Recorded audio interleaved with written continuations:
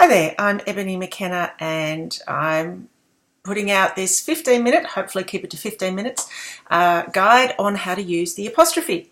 And I've also made a little guidebook, so I hope you've got that too. If not, that's all right. Go and grab the guidebook first and then we can keep going. And I'll show you where to get the guidebook from.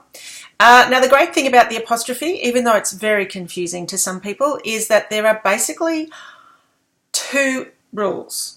And the third rule relates back to the first rule. So it's really handy, but once you know where it belongs and where it doesn't, it's actually kind of groovy and it will really help with your writing.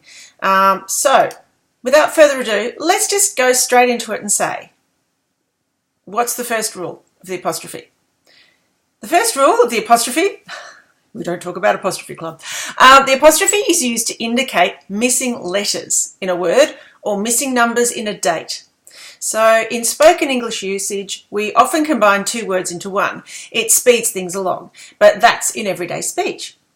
When you turn that everyday speech into written English in an email, a text, a comment section from a newspaper, a book, whatever, you need to find ways to demonstrate that you know how to write for a start, but also that you want that speech to be relayed into text. So we have things like when we say can't, we say cannot, becomes can't.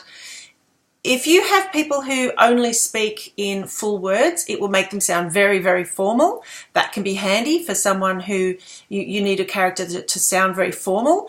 It was used to great effect with the character of Data in Star Trek because he could not say couldn't.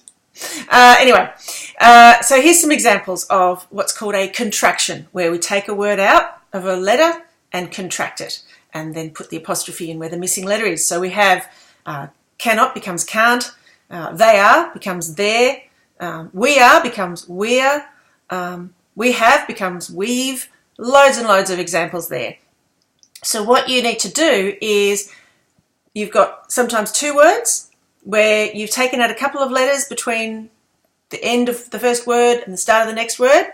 So you squash those letters together and then put the apostrophe in to show that there's missing letters. So if you've got the word would have, that's two words. You get rid of the space between them, take out the HA from the have and put the apostrophe. So would apostrophe VE, would have. So I've got some exercises in the book to have a go, for you to have a go. But the other thing that